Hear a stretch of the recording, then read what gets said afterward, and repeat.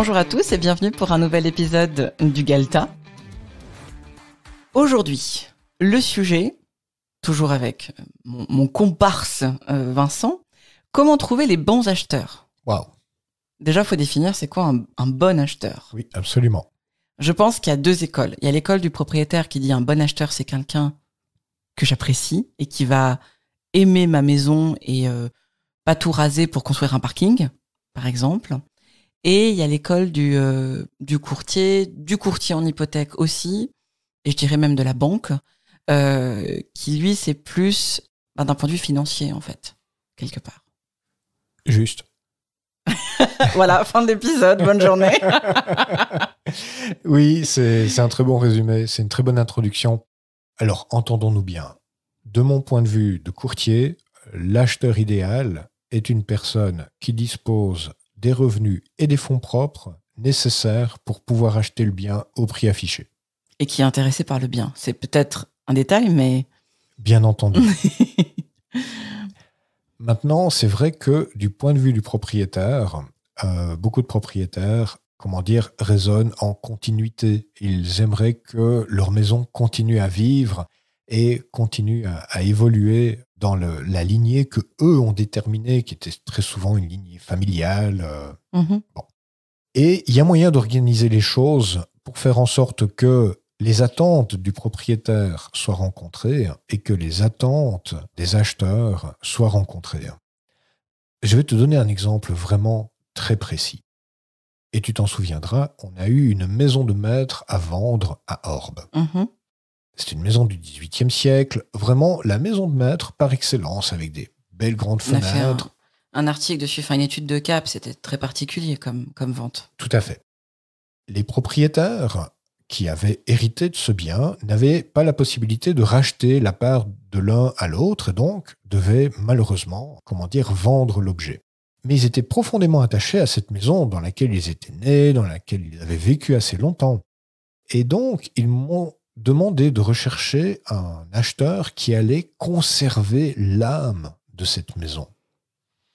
Et donc, j'ai fait une annonce qui utilisait un vocabulaire et un positionnement marketing très précis de manière à attirer ce type d'acheteur-là spécifiquement.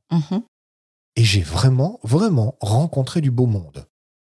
Je ne sais pas comment ça se fait, mais pour la vente de cet objet, j'ai rencontré plusieurs professeurs d'université, dont un à la retraite, qui a acheté cette maison. Et ce que je veux dire par là, c'est que la manière dont j'ai présenté les choses a permis d'attirer dans mes filets le profil type d'acheteur qui était recherché par les propriétaires. Je te donne un autre exemple. Cette même maison, en plein centre d'une ville, avec un énorme volume, aurait permis de construire 6 appartements à l'intérieur du volume existant. Oui. Mais ça a impliqué de tout casser, de tout reconstruire. On garde juste les murs. Oui. Et ça, ce n'était pas du tout dans la philosophie et dans l'idée de ce que les propriétaires vendeurs voulaient faire. Alors qu'ils auraient pu gagner plus d'argent, j'imagine. Exact, ils auraient pu gagner un peu plus d'argent en utilisant cette politique-là. Et si j'avais eu le feu vert pour cette politique-là, j'aurais entrepris des démarches marketing pour orienter les choses vers possibilité de promotion, 6 appartements, maison à rénover. Tu vois ce que je veux dire. Mais ce n'était pas ce que les propriétaires désiraient. Et donc, j'ai utilisé une technique, des moyens de communication et une façon de présenter les choses qui ont permis d'attirer le type d'acheteur que les propriétaires recherchaient, mais tout de même qui était financièrement qualifié, avec des revenus et des fonds propres suffisants que pour pouvoir acheter la maison. Oui, en fait, le travail de courtier, c'est vraiment faire le pont entre ces deux demandes. Que la personne puisse acheter concrètement, parce que sinon, c'est bien joli, mais si elle n'a pas les sous, elle n'a pas les sous, quoi, on ne peut pas vendre.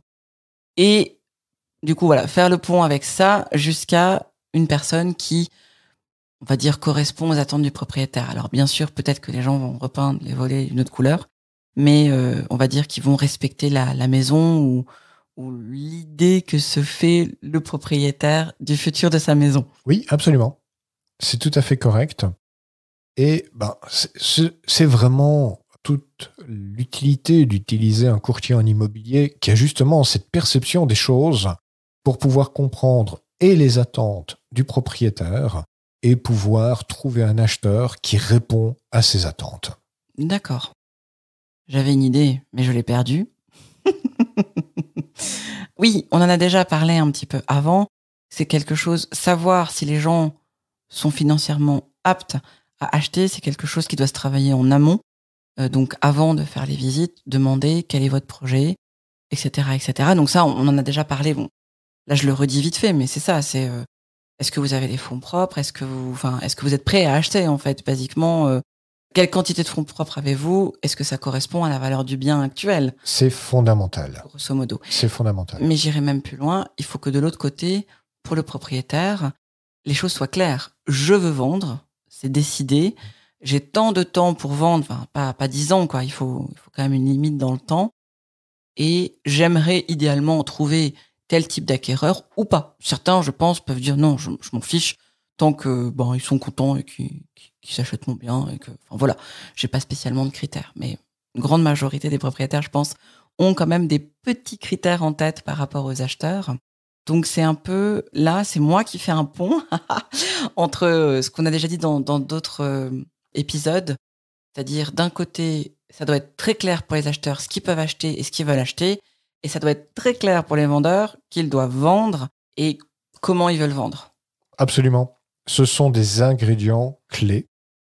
Et pour rebondir sur ce que tu disais, la question qui tue quand j'ai des acheteurs potentiels qui veulent organiser une visite, c'est de combien de fonds propres disposez-vous? Mhm. Parce que, et j'ai deux types de réponses. La première, c'est mais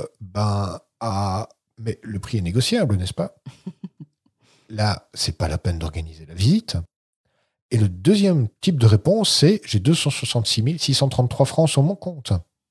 Là, il faut organiser la visite tout de suite parce que le gars, il est chaud bouillant, il est prêt à acheter et il faut vraiment traiter cette demande très rapidement parce que si c'est pas la maison que j'ai à vendre dans mon portefeuille que je lui offre et qu'il achète maintenant, ce sera l'autre qu'il a visité hier. Oui, ou qui visitera demain. Exact.